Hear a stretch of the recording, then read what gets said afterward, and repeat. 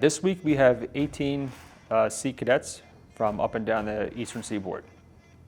We kicked off this morning on Monday, and we immediately had the cadets come over to the simulator building. So we have brought them to the Expeditionary Fast Transport simulator, where they have been immersed into the atmosphere of learning to drive an EPF, and also into the small craft bridge, which allows them to drive smaller vessels.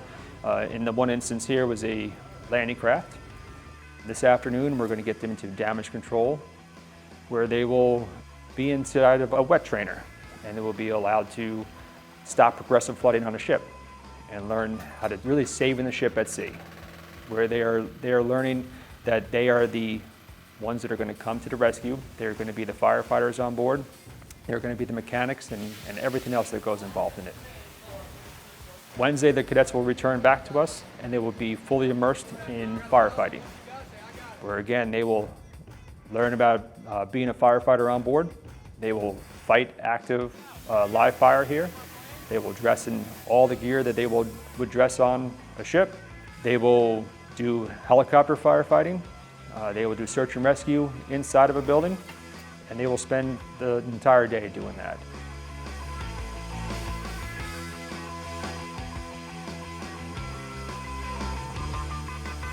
Thursday, we will have a ship's reaction force training.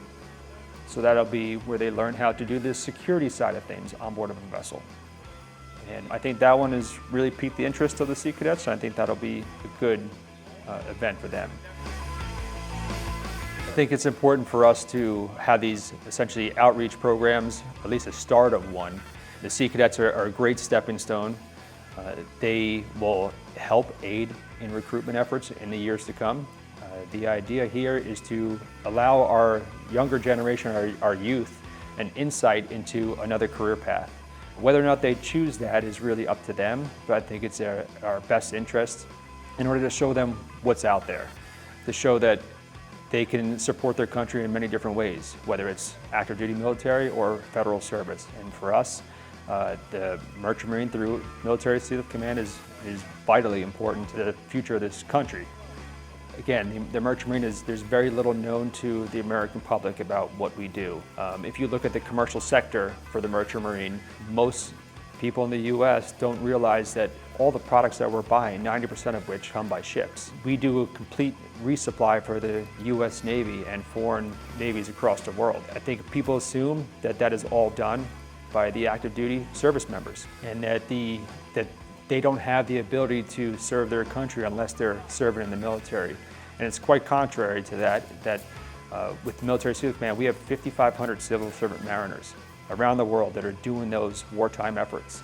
And on top of that, we do have the contract mariners that support the roles as well. So it is vitally important to the country and to the wartime fighter out there to have that services employed by MSC.